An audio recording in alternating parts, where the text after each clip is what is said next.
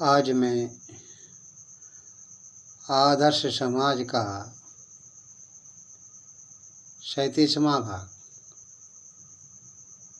आप लोगों के समक्ष प्रस्तुत करता हूँ।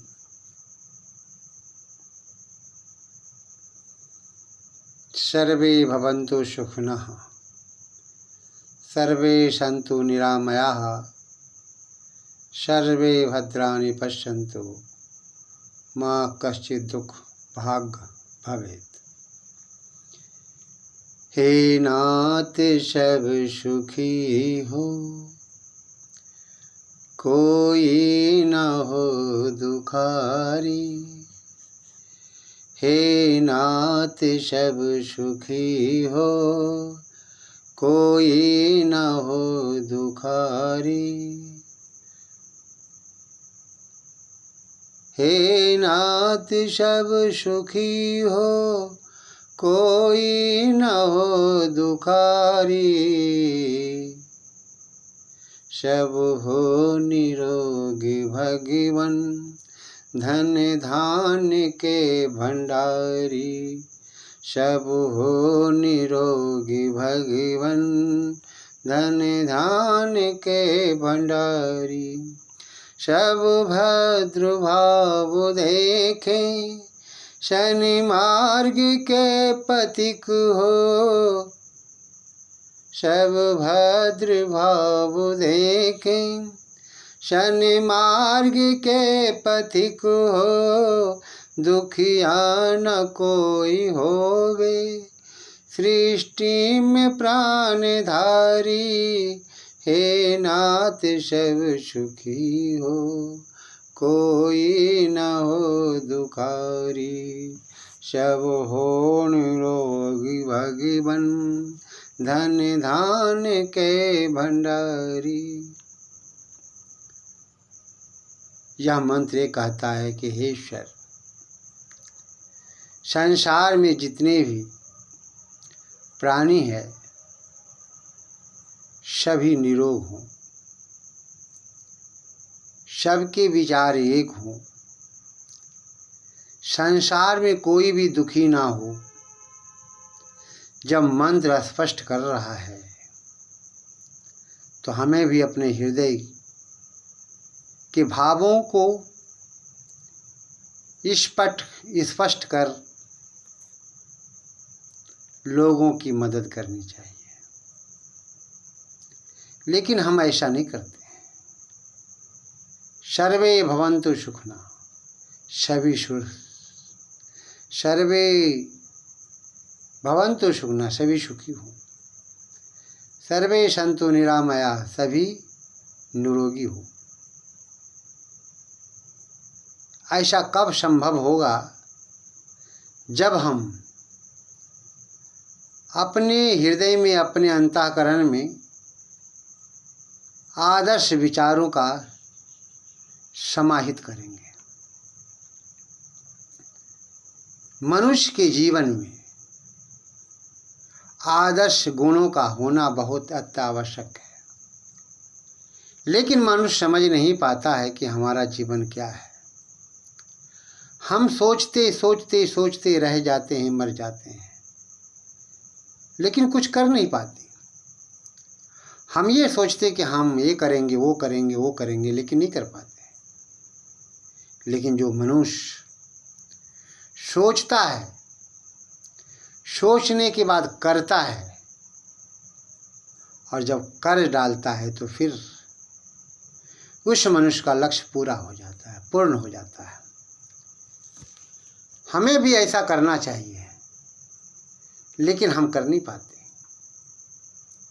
हमें सोचने से केवल कुछ नहीं होगा, करने से होगा। जो व्यक्ति जैसा सोचता है और करता है वो ऐसा ही बन जाता है। हमें महान बनना है, हमें तपस्वी बनना है, हमें वीर बनना, हमें बहादुर बनना है, हमें देशभक्त बनना है, राष्ट्रभक्त बनना है, समाज सेवी बनना है, समाज सुधारक बनना है।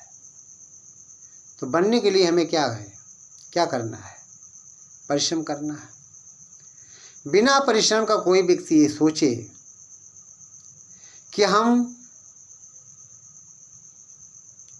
किसी कार्य को सफल कर सकेंगे तो कदापि नहीं। तिनके से तिनका उठाने के लिए हमें हाथ की आवश्यकता होती, बल की आवश्यकता पड़ती है, चाहे वह थोड़ा बल क्यों नहीं लगे, बल तो चाहिए।